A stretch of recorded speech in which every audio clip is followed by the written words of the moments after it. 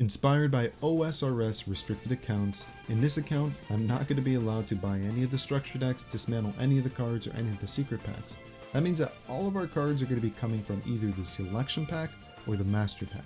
We can only open up 10 legacy packs and 10 normal packs per day, and we're climbing all the way to the top. Welcome to the Yu-Gi-Oh! Starter Series Hardlocked. We do have some packs open up, and things are going to be a little bit different this episode, so let's just start off with the legacy packs. Alright, 10 legacy packs, let's skip it. Really nothing out of those packs, I'm not gonna lie. I don't really see anything being useful, but that's fine, it's just legacy packs, it's not important. So this is where it changes. We've been going into Spright of Miracles, which is an extremely good pack, and as I'd like to show, since, you know, we're on like, what, episode 9 or episode 10 of the series, we have a lot of the cards. In fact, we have like almost all the ultra rares except Diurno, one blue, one elf, one gigantic. I could go into this Spright pack again to try to pull another blue, another elf, another gigantic, which isn't a bad idea. I think that's an excellent idea. But there is some things that we're gonna need, mainly the bundle, and there's a new bundle, the Nibiru one. Now, the Nibiru one isn't bad. It's actually very, very decent. Nibiru on its own is just kind of like if my opponent overextends and they summon more than 5 monsters on one turn, get rid of all of it. I kind of like having that. It's sent out. Besides that, Infinite Imperm is like a hand trap, but it can also just be a trap. It's pretty powerful. Ash Blossom is also very powerful. So these are the 3 options we're considering. And normally I would just go with like Infinite Imperm because it's just a safe option. But I think I want to do something a little more exciting this episode. So, as you can see right here, we have Nib, Ash, and Imperm. We're just gonna spin a wheel. Whatever the wheel gives us, that's what we're gonna be picking. I'm not picking it myself, so it's all on luck. It's gonna be Imperm, huh? Alright, well the Imperm one's not bad. I was gonna go with the Imperm or the Nibiru one, regardless. Yeah, let's open up 10 packs using the Infinite Imperm bundle. Alright, those packs look terrible. 4 shiny, I mean it's not the worst, at least we got shinies, but come on man, ultra, please? Let's see, what do we get? This is a master pack by the way, so it's like we just get random things. We 2 things, Tristan, End Shuffle. So this pack's kind of interesting. We got End Shuffle, which I didn't even know existed, but it's hero support, and we kind of do have a hero deck, so I mean maybe it's on the table. Rather interesting. Next pack, Gimmick Puppet Gigantics. Okay, so shout out to Kenny K. He actually really likes Gimmick Puppets. He wanted me to build the Gimmick Puppet deck. I didn't, simply because the deck's really expensive. But I mean, it's kind of cool. We pulled it. It's gonna be useless in the series, but it's a cool card. Let's see, pack number 3. Oh, Shooting Majestic Star Dragon. Wait, that's kind of good. We're never going to be able to make it, but that's a cool boss monster, I'm not going to lie. Especially for like Synchrons or whatever. That's an old school. If y'all played Duel Links in the very, very beginning, this card was actually meta in that game, which is surprising. It's terrible, it's a terrible card, but I mean, it was good at one point. Let's see what we get from pack number 5.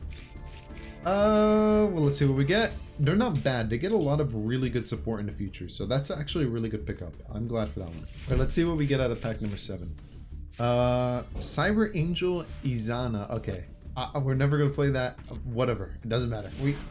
Even if we pull not a single playable card out of any of these 10 packs, we still have Infinite Imperm. Pack number 8. Performapal Odd-Eyes Valen. Not a bad card. Cool card. I actually use it in my Performapal deck. Or at least I used to. I hate that it's a level 1, which doesn't really work good with the Pendulum Engine. But it is a good card. It has a good effect. Oh, final cards in Ultra. Alright, let's see what we get.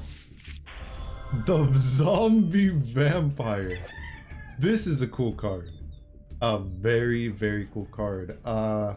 We'll never be able to make it to level 8, maybe in a different deck, I don't know, but it is a really cool card to own, so I'm glad we own it. Alright, so this is all the cards that we pulled. Notable ones are the Zombie Vampire, of course, Infinite Imperm. Besides that, I don't think any of these are really playable. I mean, End Shuffle is like mainly the only playable card. We can add it into our hero deck, which I will do, and I'll probably play like a game or two with it. But yeah, besides that, no, not anything really playable. Anyways, let's go to the deck editor. I'm gonna show you guys what I changed. So this is a hero deck. I added in End Shuffle, and I really like how Polymerization was performing in this deck. Fusion Substitutes is garbage. I hate to say it, but it is. It's bad because we have too many cards in our hand that we can't get on the field. So this card's like dead a lot of the time. I think I'm just gonna craft 2 more Polymerization. And we also got to throw in Infinite Imperm, and we got to take out 2 cards. I think we're gonna be taking out 2 copies of Yubel. We still need 1, just in case we do go into the extra hero and we can get that free ad. But yeah, I think Hexo Fusion's essentially Yubel, except we can normal summon. So it's a little more use. So this is a Spright deck, and there was a mistake last time. I actually took out TG Striker, and I should have took out Raikou. So we're gonna take out Raikou this time. And we need to take out 1 more card for the newly added Infinite Impermanence, which is just like a negate. It's a hand trap. It should help us just a little bit. The card I'm thinking of taking out is Punch in the Box. I like Punch in the Box. I thought it was cool. It did kind of do a thing in the last episode. But now we're going to take it out. Infinite Imperm now. And let's run some duels. I'm going to be doing the hero deck first, and then I'm going to be switching over to the Spright for the rest of the episode. The hero deck it just doesn't feel good enough. Like, that's my turn 1. Summon Stratos, search, end. No traps, no negates, no big boss. Opponent sets 4 monsters, all protected under Lord of the Heavenly Prison. It felt terrible. I don't know. I might try to make this deck full power in the future. It's just really, really expensive.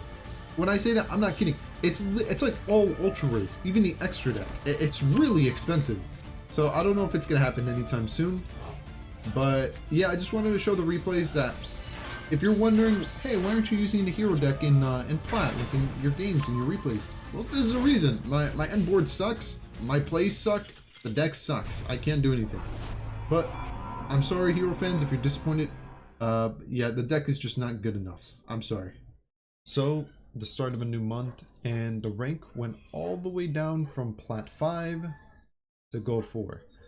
I climbed all the way to the top, at least almost all the way to the top. We stopped at gold 1 for the main reason that we just kept losing. It was hard. I kept bricking. The opponent had max E, or they had like a really unstoppable board, which really got me thinking, like, man, I really wish this Spright deck was a little bit better. Maybe more blues, maybe more jets, maybe something that's not these. So I think what I might do going forward is, if the deck just isn't good enough to even get into plat or even go from plat to diamond, we might have to change over to a new deck. And if you've been keeping up with Yu-Gi-Oh news and Master Duel news, you know that there's a new deck coming out, as of recording, tomorrow. And that's going to be Tier Elements. Tier Elements look amazing. They look so powerful. I'm excited to use them, to see them, and I think they're going to be everywhere. But besides that, if we did want to go that route, we're going to need the Ishizu cards, namely these cards right here, the ones that are all limited to 2. So yeah, we might have to go down that route. I might start buying into those packs because Spright is leaving in 10 hours. Now, I was thinking, why not just buy 1 Spright pack? You know, maybe we get something good.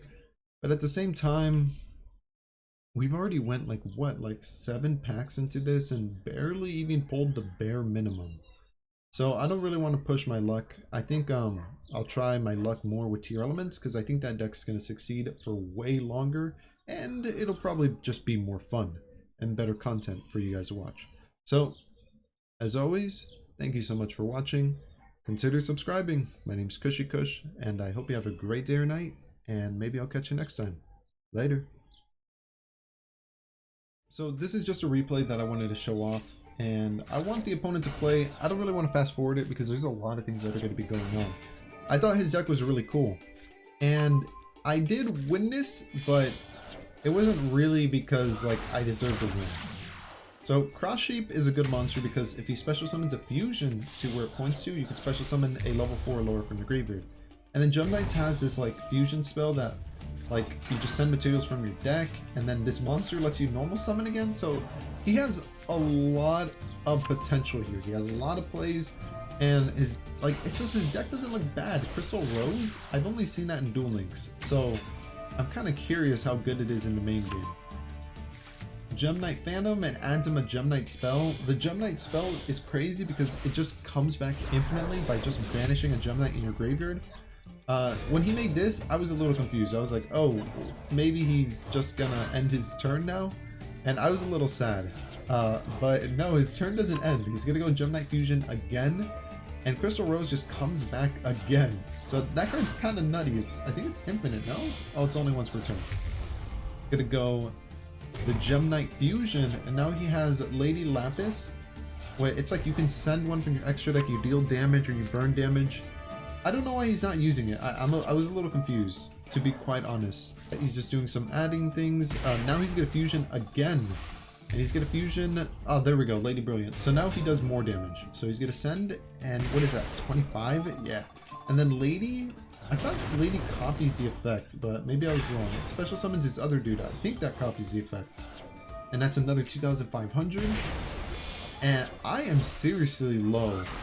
I'm afraid, like, if he makes another one, do I just die? He's gonna go into Curious the Lights One. I'm pretty sure this is banned in the TCG card game. You can send one card from your deck to the graveyard, and he brings up Black Dragon, and then he's not done yet. He just surrenders. But like, damn, his board. He was doing so many things. He could have probably burned me to death if he had like the correct play. I thought that was a really cool replay that I wanted to show off. Regardless, that's just an extra. See ya.